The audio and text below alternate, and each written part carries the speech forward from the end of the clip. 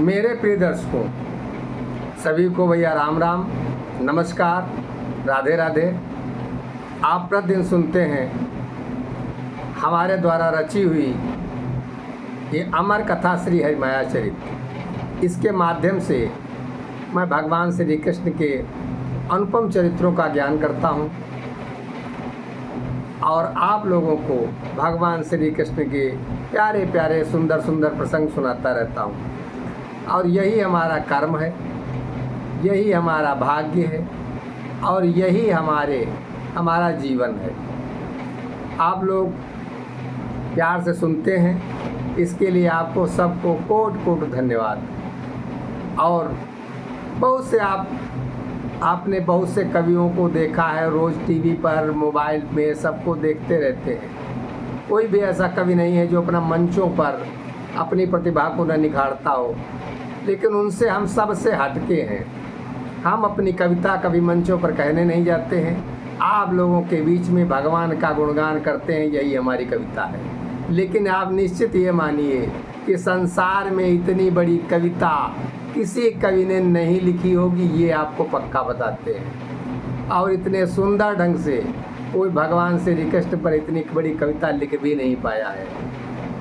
इसीलिए आप लोग सुनते हैं तो हमें बहुत अच्छा लगता है, आपके बहुत बहुत कमेंट आते हैं। आप सबको पुनः प्रणाम। और जो भैया नए हमारे दर्शक हों वो हमें सब्सक्राइब कर लें। आइए कथा का श्रवण करते हैं। कथा से पूर्व ये जो हमारी महाकाव्य रचना है, इसको सुनने से पूर्व आप लोगों से विनम्र निवेदन ये है कि जो हमारे नए दर्शक लोग हैं वो हमें भैया सब्सक्राइब जरूर कर लें, अपने साथ जोड़ लें। यही मेरा मंच है और मैं किसी इस आकांक्षा में नहीं हूँ कि यूट्यूब हमें बहुत बड़ा पैसा दे देगा और हम बड़े आदमी बन जाएंगे, ऐसा कुछ नहीं है।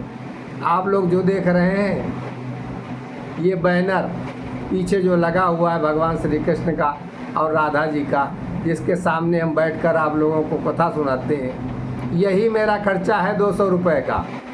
बाकी बड़े बड़े लोग एपिसोड बनाते हैं, मंच बनाते हैं, बड़े बड़े अच्छे चित्रण करते हैं, लेकिन मैंने अभी तक एक भी पैसा खर्च नहीं किया है।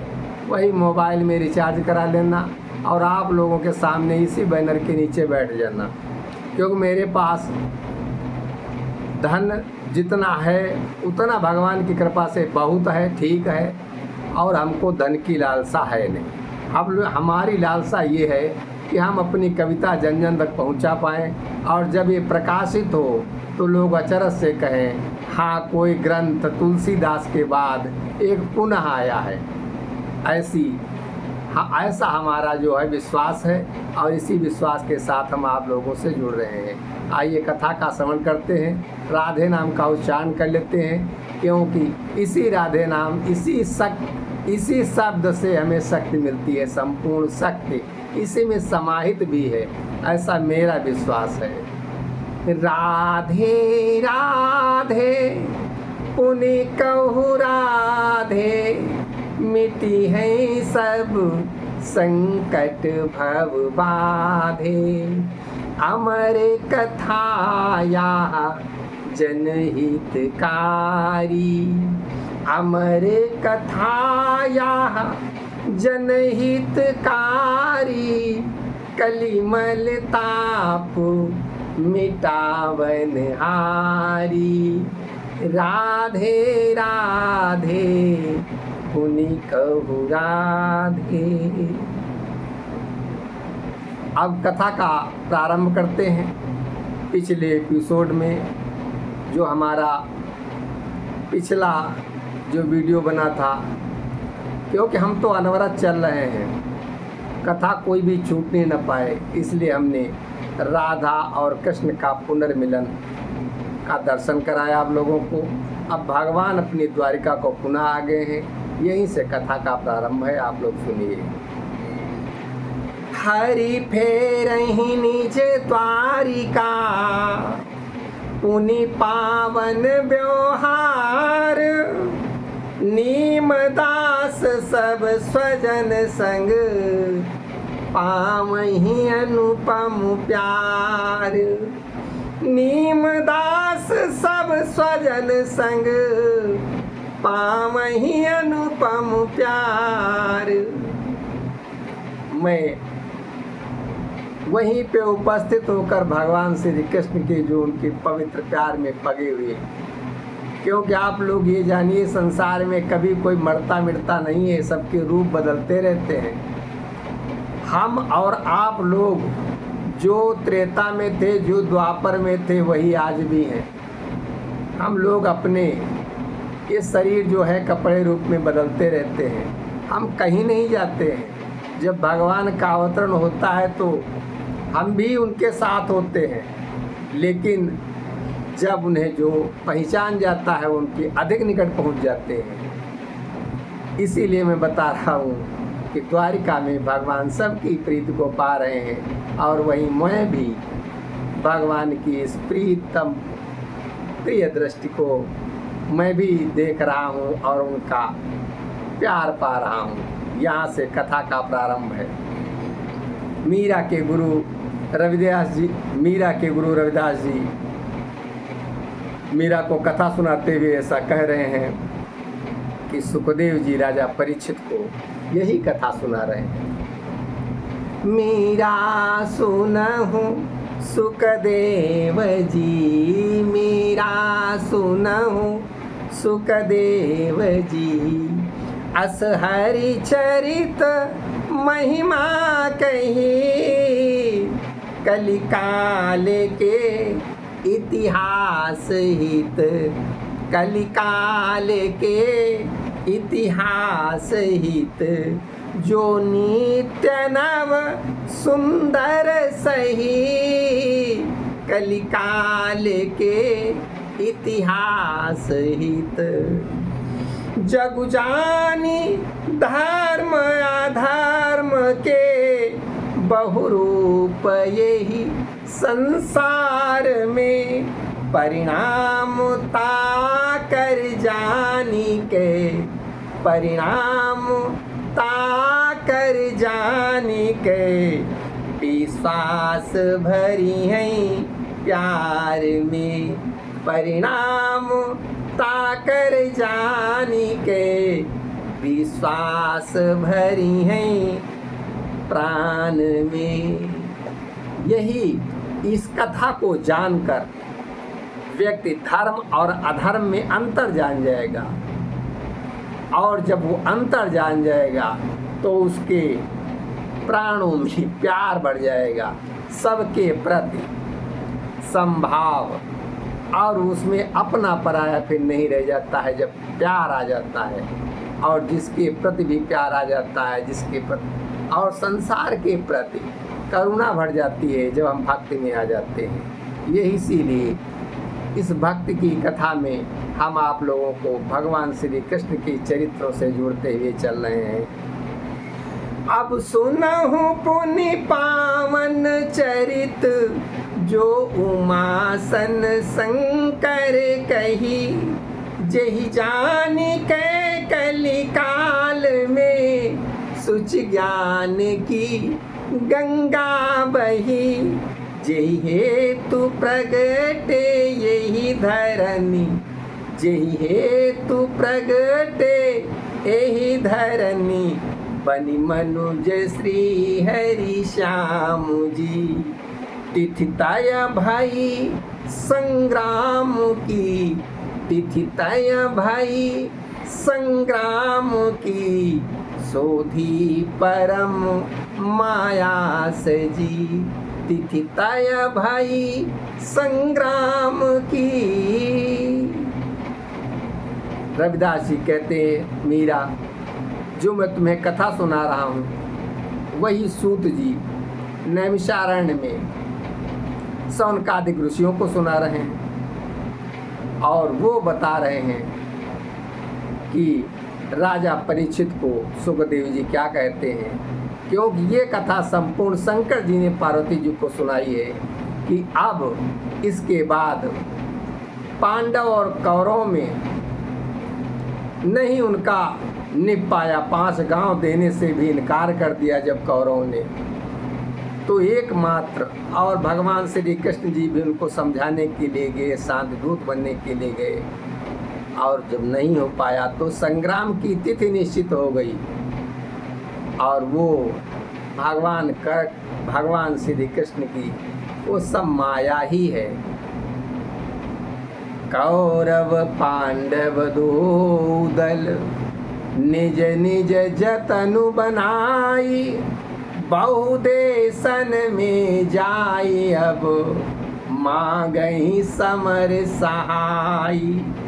बहुदेशन में जाई अब मांगई समर सहाई। अब कौरव और पांडव दोनों दल के लोग अपना अपना यत्न बनाकर बहुत से देशों में जाकर इस युद्ध के लिए वो हमारी तरफ से आ जाए, वो हमारी तरफ से आ जाए, इसकी सहायता मांगने लगी।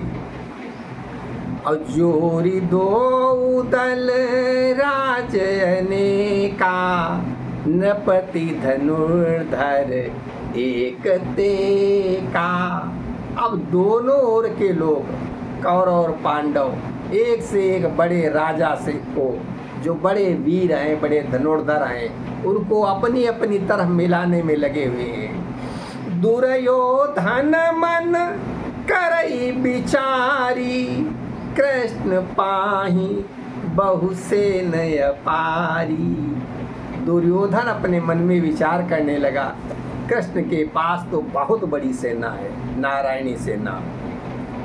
अब उसको कैसे प्राप्त किया जाए?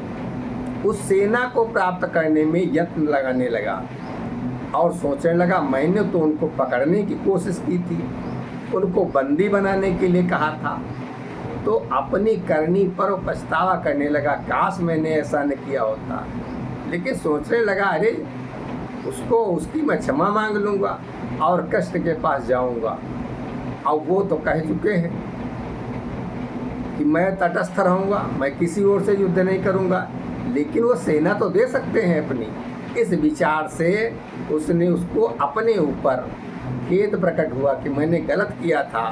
निज करनी पर दुख प्रगटाई, मांग ले हूँ तिन सेन सहाई। कि मैं खेद प्रकट कर दूंगा, वहाँ उनकी सेना मांग लूंगा। अस विचारिया दुष्ट महाना, चलो द्वारिका भरी अभिमाना। अभिमान भरकर द्वारिका की ओर चल दिया।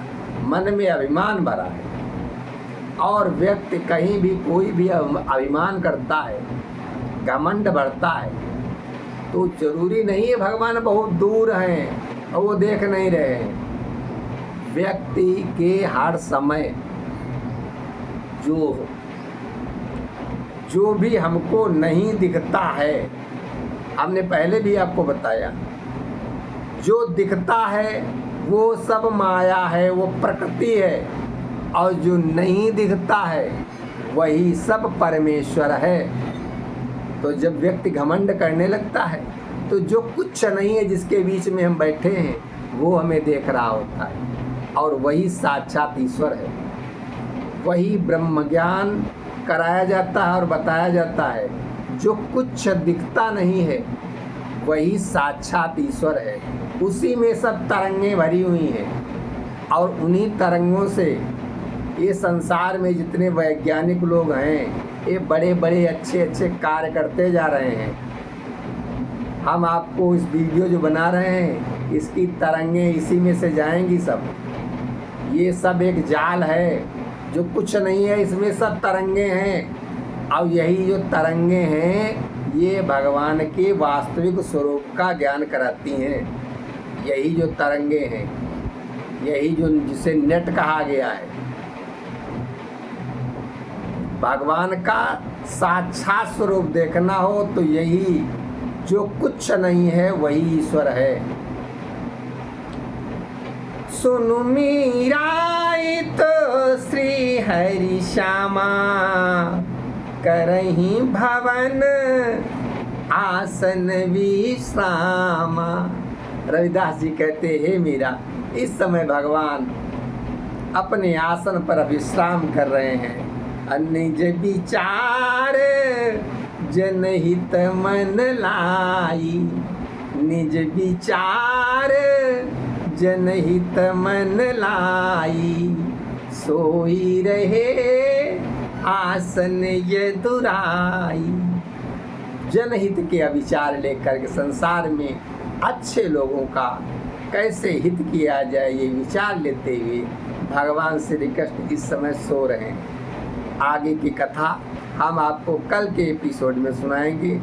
पुनः सबको नमस्कार, और हमारी कथा को आप लोग सुनते ज़रूर रहिए, हमें लाइक करते रहिए, और कुछ राधे राधे ज़रूर लिख दिया करें कमेंट में, आप लोग बहुत बड़ी कृपा होगी। राधे राधे उन्हीं कहु राधे, मिटी है सब संकट भव बाधे, अमर कथाया जनहितकारी, कलिमल ताप मिटावन हारी। राधे राधे उन्हीं कहु राधे। सबको पुनः प्रणाम। जय श्री राम।